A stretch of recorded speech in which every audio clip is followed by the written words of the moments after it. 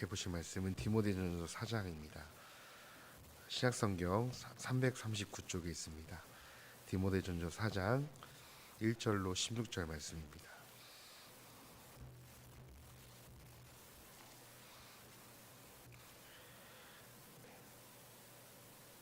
4장 1절로 16절 다 찾으셨으면 한 목소리로 1절부터 읽도록 하겠습니다. 그러나 성령이 밝히 말씀하시기를 후일에 어떤 사람들이 믿음에서 떠나 미혹하는 영과 귀신의 가르침을 따르리라 하셨으니 자기 양심이 화인을 맞아서 외식함으로 거짓말하는 자들이라. 혼인을 금하고 음식물은 하나님이 지으신 바니 믿는 자들과 진리를 아는 자들이 감사함으로 받을 것이라. 하나님께서 지으신 모든 것이 선함에 감사함으로 받으면 버릴 것이 없나니 하나님의 말씀과 기도로 거룩하여 짐이라. 내가 이것으로 형제를 깨우치면 그리스도 예수의 좋은 일꾼이 되어 믿음의 말씀과 내가 따르는 좋은 교훈으로 양육을 받으리라. 망령되고 허탄한 신화를 버리고 경건에 이르도록 내 자신을 연단하라. 육체의 연단은 약간의 유익이 있으나 경건은 범사에 유익하니 금생과 내생의 약속이 있느니라. 미쁘다 이 말이여 모든 사람이 받을 만하도다. 이를 위하여 우리가 수고하고 힘쓰는 것은 우리 소망을 살아계신 하나님께 두미니 곧 모든 사람 특히 믿는 자들의 구주시라. 너는 이것을 명하고 가르치라. 누구든지 내 연소함을 업신여기지 못하게 하고 오직 말과 행실과 사랑과 믿음과 정절에 있어서 믿는 자에게 본이 되어 내가 이를 때까지 읽는 것과 권하는 것과 가르치는 것에 전념하라. 내 속에 있는 은사 곧 장로의 회에서 안수 받을 때에 예언을 통하여 받은 것을 가볍게 여기지 말며 이 모든 일에 전심전력하여 너의 성숙함을 모든 사람에게 나타나게 하라. 내가 내 자신과 가르침을 살펴 이 일을 계속하라. 이것을 행함으로 내 자신과 내가 듣는 자를 구원하라 하리라. 아멘. 디모데가 목회하고 있던 에베소 교회에는 여러 거짓을 가르치는 잘못된 교훈을 가르치는 이단의 교사들로 넘쳐났습니다. 바울이 전한 예수 그리스도의 말씀이 아니라 다른 교훈을 성도들에게 퍼뜨리고 있었던 것입니다. 이미 다른 교훈이 교회에 큰 위협을 주고 있었기 때문에 바울은 다급한 마음으로 바른 교훈에 대해서 오늘 본문의 편지에 기록하고 있습니다. 어제까지 우리가 읽고 묵상했던 3장은 교회가 건강하게 자라기 위해서 교회를 이끌어갈 감독과 집사의 직분을 받기 위해 자격에 대한 조건을 3장에서 기록하였습니다. 그리고 오늘 4장 말씀에서는 그렇게 직분을 받은 목회자 디모데가 에베소 성도들에게 어떤 교훈을 가르쳐야 할지 바울은 자세히 기록하고 있습니다. 바울은 성도가 믿음에 떠난 결과에 대해서 오늘 말씀 1절에서 이야기하고 있는데요. 1절에 보니 성령께서 말씀하셨다고 합니다. 그 말씀은 후일에 어떤 사람들이 믿음의 삶을 멈추고 믿음에서 떠나게 되면 미혹하는 영과 귀신의 가르침을 따를 것이라고 바울은 이야기합니다. 하나님을 믿는 믿음의 생활에서 떠난 삶은 곧 미혹하는 영에게 이끌림을 받게 되어 있다는 것입니다. 믿음과 믿지 않는 삶에 대해 중간의 삶은 없다는 것입니다. 하나님을 따름으로 믿음의 삶을 살 것인가, 아니면 미혹하는 영, 귀신의 가르침을 따라 살 것인가, 두 가지 삶의 결과만 있다라는 것입니다. 저와 성도님들께서 걸어가고 있는 이 믿음의 길, 신앙의 여정을 올바르게 걸어가기 위해서는 우리는 유일한 우리의 안내자이신 성령님을 따라 걸어가야 합니다. 성령님의 인도하심을 받지 않고는 내 뜻과 내 의지를 갖게 되면 결국 그 안에 내 교만이 들어오게 되고 결국 우리를 언제든 넘어뜨리고 집어삼키려 하는 사단의 영, 미혹의 영에 이끌릴 수밖에 없다는 것입니다. 바울은 이렇게 믿음에서 떠나 미혹하는 영에게 한 성도가 이끌리게 되면 2절에서 어떻게 되는가라고 얘기하는데요. 2절에서 자기 양심이 화인을 맞게 된다고 이야기합니다. 여기 2절에 화인을 맞은 이라는 의미는요, 인두로 도장을 찍은 이라는 의미입니다. 즉 이 말은 이 바울 시대 때에 노예를 팔게 될 때 이 주인이 노예에게 신체 부위에 불로 지져서 자기 소유를 표시했던 사실을 표현할 때 이 화인이 사용되게 되었습니다. 이 부위는 점차 살이 딱딱해져서 감각이 없어지게 됩니다. 즉 양심이 화인 맞은 사람은 자기 자신들의 악한 행동에 대해서 감각이 무디어진 자라는 것입니다. 아무리 죄를 지어도 전혀 마음에 거리낌이 없고 하나님을 향한 두려움이 사라진 자들이 바로 양심의 화인을 맞은 자라는 것입니다. 이처럼 그들의 감각을 무디게 하여서 진리를 구별할 수 없게 하는 자들이 바로 미혹하는 영, 사단인 것이죠. 뿐만 아니라 이 사단이 하는 일이 무엇인가? 자기 자신을 돌아보지 못하게 하고 내면은 처절하게 무너져 가고 있음에도 다른 사람들에게 내 자신이 마치 괜찮은 사람인 것처럼, 괜찮은 신앙인인 것처럼, 올바른 믿음을 가진 사람인 것처럼 포장하게 한다는 것이죠. 외식하게 하는 겁니다. 그리하여 결국 미혹의 영을 따라 거짓을 일삼는 삶으로 전락하게 되는 것이죠. 당시 에베소 교회를 혼란스럽게 하던 이단들 중에는 금욕주의자들이 있었습니다. 그들은 육체와 물질은 모두 악하고 영혼, 정신은 선한 것이며 육적인 것은 악에 물들게 하는 원인이라고 주장했었습니다. 이러한 이유로 그들은 남녀가 혼인하는 것을 아주 불경건하고 불쾌하게 여겼고요. 몇몇 음식을 먹지 않았던 엄격한 채식주의자들이 바로 금욕주의를 추구하는 사람들이었습니다. 이러한 교리는 실제로 1세기에 교회에 들어와서 2세기경까지 교회에 두루두루 퍼지게 되었습니다. 영지주의자들 또한 그들과 맥락을 비슷하게 하는 영지주의자들은 육체적 쾌락을 죄로 규정하였고 성결하게 되는 것은 오직 금욕을 통해서만 될 수 있다고 영지주의자들도 주장하였습니다. 즉 예수 그리스도의 공로가 아니라 자신들의 노력으로 금욕적 결과로 자신들이 성결하게 된다는 것입니다.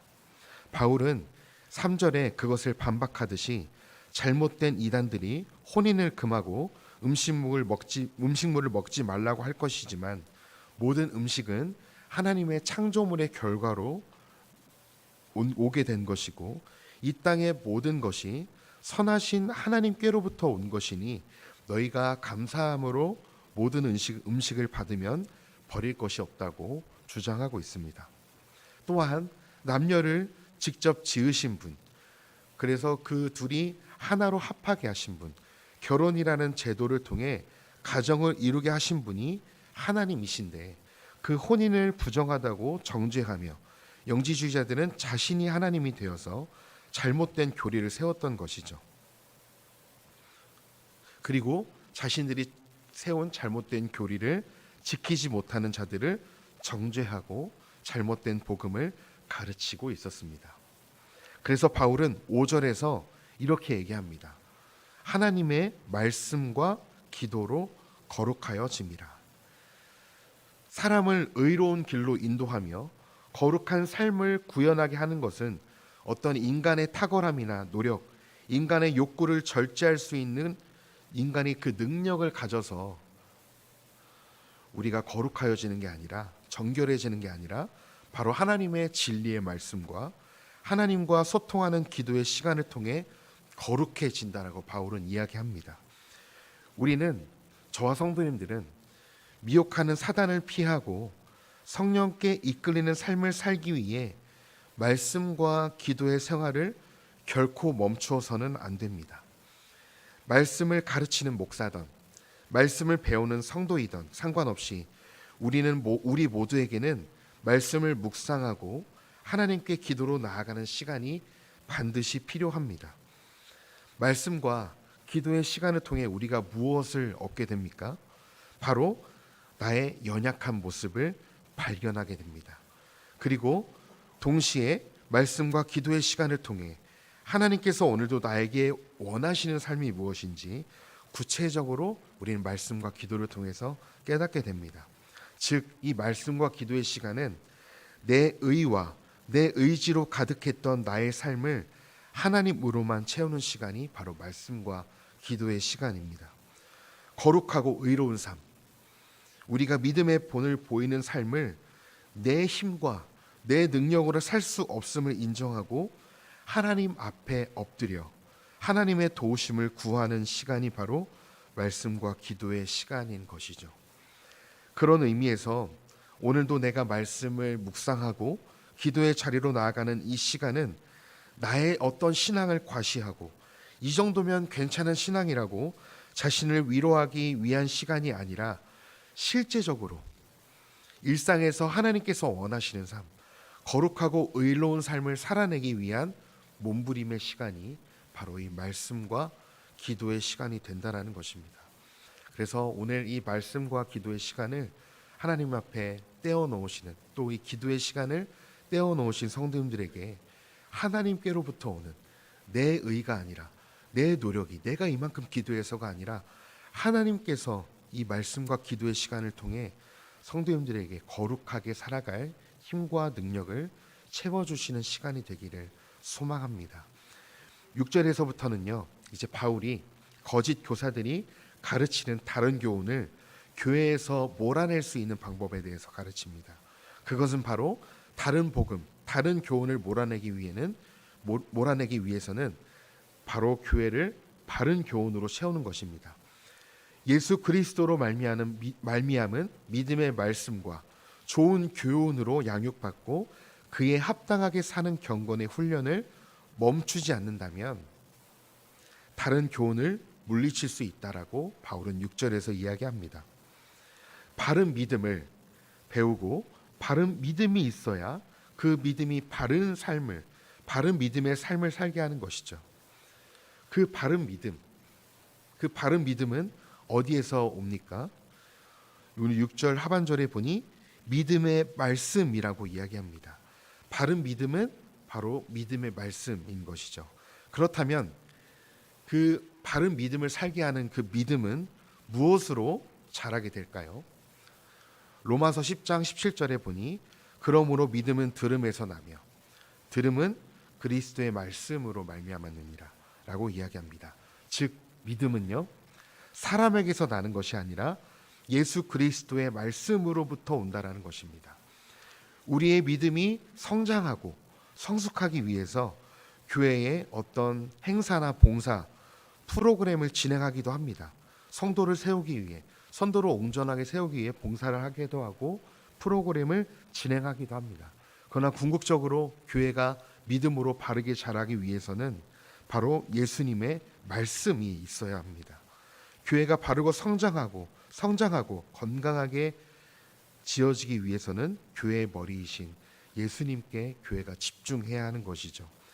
예수님께서 우리에게 보여주신 삶, 예수님께서 당신의 말씀으로 우리에게 가르쳐 주신 삶, 예수님께서 직접 사람의 몸을 입고 이 땅에 오셔서 보여주신 삶에 교회가 그 삶에, 예수님의 삶에 집중해야 하는 것입니다. 그리스도의 말씀이 사람으로 하여금 믿음으로 성장케 하는 것이죠. 때로 교회들이 사람을 많이 모으고 사람을 즐겁게 하는 프로그램이나 어떤 행사에 집중되게 될 때도 있습니다. 본질은 사라지고 단순히 사람을 즐겁게 하고 사람을 많이 모으고자 하는 행사들이 있죠. 보여주기 위한 행사들이 교회에서도 때로는 이루어지곤 합니다. 그러나 많은 프로그램과 행사로 사람을 많이 모음으로 교회가 믿음으로 올바로 세워지는 것은 아닙니다. 교회에서 목숨을 걸고 해야 하는 것은 본질인 예수 그리스도의 복음을 가르치고 진리의 말씀인 성경을 가르치고 복음을 전수하는 일이 가장 중요한 일인 줄 믿습니다. 저는 이 나준습 교회가 바른 복음, 예수 그리스도의 말씀과 그분의 삶을 이 지역에 그리고 다음 세대에게 흘려보내는 멋진 교회가 되길 소망합니다. 그래서 하나님께 온전히 쓰임 받는, 하나님께서 그토록 원하셨던 당신의 아들을 통해 모든 계시를 나타내셨던 예수 그리스도의 복음을 가르칠 뿐만 아니라 그 예수 그리스도의 삶을 먼저 몸부림치며 살아내는 교회가 한국 교회가 되고 이 나준수 교회가 되기를 소망해 봅니다. 바울은 마지막으로 이제 젊은 목회자인 디모데에게 교회가 이제 바르게 서기 위해서 7절에서 바른 교훈과 바른 복음을 가르치고 훈련하며 경건에 이르도록 가르칠 뿐만 아니라 내 자신을 먼저 연단하라고 이야기합니다. 가르치는 자이지만 가르치는 자에서 끝나는 것이 아닌 내가 먼저 그 가르치기 위해 말씀을 몸부림치며 연단하라는 것이죠. 가르치는 자가, 교회에서 가르치는 자, 목회자가 성도들에게 바른 교훈을 가르치고 훈련하는데 가장 영향력이 큰 방식이 있다면 바로 가장 어렵지만 먼저 본을 보이는 삶일 것입니다. 설교자가 언변은 탁월해서 강단에만 올라가면 은혜로운 말씀을 통해 성도들에게 강단에 올라갈 때마다 은혜를 끼치는데, 삶에서는 자신이 전한 말씀대로 살고자 하는 그런 몸부림치는 모습이 없다면 자신에게 뿐만 아니라 그 말씀이 성도들에게 선한 영향력을 결코 미치지 못할 것입니다. 말씀을 전할 때는 즐겁고 저 말씀이 이 말씀이었구나 깨닫고 즐거울 수 있지만 저 목회자의 행동과 언행과 모든 삶을 보면 그 말씀을 전한 대로 주님을 닮을 모습이 없다면 결코 교회의 덕이 될 수 없겠죠. 목회자가 먼저 자기 자신을 돌아보며 말씀과 기도의 훈련을 게을리하지 않을 때 경건에 이르도록 자신이 먼저 연단되어질 때 그를 따라가는 성도들도 그 목회자의 모습을 보고 그 길로 걷게 되는 것이죠. 목회자가, 가르치는 자가 일상에서의 삶은 전혀 없고 말뿐인 신앙이라면 성도들도 목회자의 삶을 그대로 따라갈 수밖에 없다라는 것입니다. 목회자뿐만 아니라 성도님들의 삶도 동일할 것입니다. 우리가 믿지 않는 자들과 다음 세대에게 믿음의 유산을 우리가 잘 물려주기 위해서 먼저 믿은 자로서 우리가 믿는 자의 삶이 무엇인지 어렵지만 또 넘어지지만 우리는 보여주어야만 합니다. 세상에는 살아가지만 세상과 동화되어 사는 삶이 아니라 세상에 살지만 하나님의 말씀이 기준이 되어 사는 삶을 부족하지만 보여줄 때 세상 사람들도 다음 세대들도 그 모습을 보고 하나님은 저렇게 믿는 것이구나, 하나님의 믿는 사람들은 저렇게 좀 다르구나 라고 세상 사람들은 우리를 보고 조금이나마 깨닫게 되는 것이죠. 예수님께서도 제자들에게 믿음의 본을 보이실 때 말로만 으뜸이 되고자 하면 섬기는 자가 되어야 한다고 말로만 가르치지 않으셨습니다. 예수님께서도 직접 제자들의 발을 씻기시며 믿는 자의 삶이, 섬기는 자의 모습과 태도가 무엇인지 직접 행동으로 보여주셨습니다. 또한 예수님은 완벽한 인간이셨지만 동시에 완벽한 하나님이셨기 때문에 자신의 능력으로 모든 일을 기도하지 않고 이룰 수 있으신 하나님이셨지만 예수님은 그런 바쁜 사역 중에도 시간을 떼어서 늘 분주함을 피하여 기도로 제자들에게 본을 보여주셨습니다. 하나님을 믿는다는 사람의 삶이 어떤 모습인지 예수님이야말로 아주 몸소친히 보여주셨습니다. 믿음의 길이 무엇인지, 하나님이 기뻐하시는 자의 삶이 무엇인지 예수 그리스도께서 가장 잘 보여주셨습니다. 우리도 예수님처럼 말뿐인 신앙이 아니라 몸소 삶으로 보여주는 신앙이 되길 소망합니다. 우리가 믿음의 삶을 살아내기 위해 바로 먼저는 오늘 바울 선생님이 가르쳐 준 것처럼 믿음의 훈련이 먼저 필요합니다. 어제의 말씀과 기도의 자리로 우리가 나아갔다면 오늘 또한 말씀과 기도의 자리로 우리는 나아가야만 합니다. 어제의 믿음이 오늘의 믿음을 보장하지 못하기 때문에 그렇습니다. 그 믿음의 삶은 나의 힘이 아니라 하나님의 말씀과 기도를 통해 우리는 그 믿음의 길을 걸어갈 수 있습니다.